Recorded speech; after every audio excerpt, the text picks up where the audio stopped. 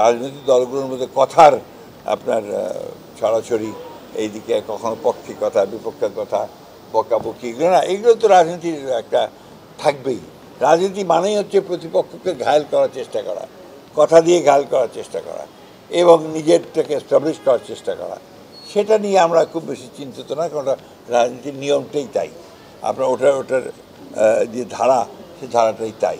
সুতরাং এটা থাকবে, এর থেকেই আপনার রাজনীতি এগুবে। রাজনীতি থাকলেই দেশের জন্য মঙ্গল, এই কথাবার্তার মধ্য দিয়েই। গণতন্ত্র মানেই হচ্ছে শত ফুল ফুটতে দিতে হবে আপনাকে, গণতন্ত্র মানেই হচ্ছে সকলকে কথা বলতে দিতে হবে, গণতন্ত্র মানে হচ্ছে প্রত্যেকের কথা শুনতে হবে। এটাই হলেই আপনি এটা একটা শত ফুল ফুটবে, তার মধ্যে থেকে সবচেয়ে ভালো সৌরভ সুবাতাস বয়ে আসবে।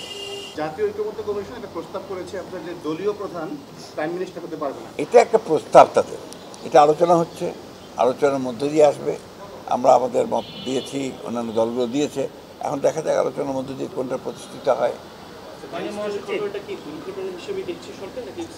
আমরা দেখছি দুর্ঘটনা, তারাও দুর্ঘটনা দেখছি। এটা দুর্ঘটনা ছাড়া আর কিছু হতে পারে না, কারণ আমি যতদূর শুনেছি, আমি কোনো বিশারদ নই, বিশেষজ্ঞ নই, আমি শুনেছি যে এটা একদম আপনার একটা এই এয়ারক্রাফটটা এটা ওদের ট্রেনিংয়ের জন্য এয়ারক্রাফট। আমি জানি না, আমি বলতে পারবো না। অনেকে বলছে নাকি আগেও দু একটা দুর্ঘটনা ঘটেছে, ঘটতে পারে, I don't know. But the pilot, young pilot, এটা তার সোলো ফ্লাইট ছিল, অর্থাৎ তার ট্রেনিংয়ের শেষ পর্যায়ে তাকে একা ফ্লাইটটা নিতে হবে। এখানে সামথিং ওয়াজ রং, রং যেতেই পারে, এটা হতেই পারে, but he tried is best. সেই বিমানটাকে আপনার সেফ জায়গায় নিয়ে যাওয়ার জন্য চেষ্টা করেছে যাতে স্কুলের উপরে না পড়ে, কিন্তু সেটা সে পারেনি। And he was killed himself. এই দুর্ঘটনার পরে সরকারের পদক্ষেপগুলো কি আপনি মনে করেন কি সঠিক ছিল বা আছে না? না, কিছু কিছু জায়গায় হয়তো তাদের অভিজ্ঞতার কারণে কিছু আপনার ল্যাপসেস ছিল, এটা আমি মনে করি সম্পূর্ণ অভিজ্ঞতার ব্যাপার। এই সরকারের সবচেয়ে বড় সমস্যাটা কোথায় জানেন? যে তাদের অভিজ্ঞতা অনভিজ্ঞ লোকেরাই বেশি আছে, অভিজ্ঞতার অভাব আছে। আর কিছু কিছু মানুষের মধ্যে একটা সমস্যা আছে কি, যে তাদের ইগো কাজ করে। তারা এই যে রাজনৈতিক দলগুলোর যে একটা অভিজ্ঞতা আছে, বিশেষ করে যারা সরকারি ছিল অতীতে, যেমন আমরা, আমাদের সঙ্গে পরামর্শ করা, কথা বলা, মাঝে মাঝে মতামত নেওয়ার চেষ্টা করা, এই বিষয়টায় তারা একটু পিছিয়ে। এটা আমি মনে করি যে এটা হয়তো তাদের অভিজ্ঞতার অভাবের কারণেই।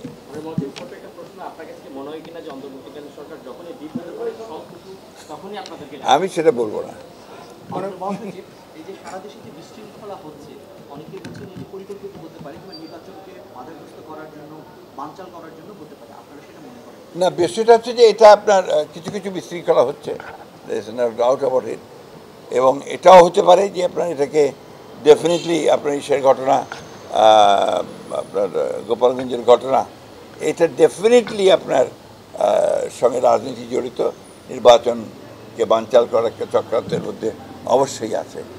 আর আপনার এই যে সেক্রেটারিয়েটে ঢুকে পড়া এবং সেখানে আপনার কয়েকজন আপনার ফ্যাসিস্টদের লোকজনকেও আপনার আটক করা দেখা, তো বোঝা যাচ্ছে যে তাদের কিছু কিছু সমস্যা তৈরি করার চেষ্টা এখানে আছে। তো এটা কখনোই পারবে না। বাংলাদেশের মানুষ অত্যন্ত সজাগ এবং সচেতন আছে, তারা সমস্ত প্রচেষ্টাকে, সমস্ত চক্রান্তকে তারা নস্যাৎ করে দেবে। মানে মহাসচিব, ফেব্রুয়ারিতে যে নির্বাচনের টার্গেট, সেই টার্গেট মতো কি সরকার এগোচ্ছে কিনা? আমি তো দেখছি এগোচ্ছে।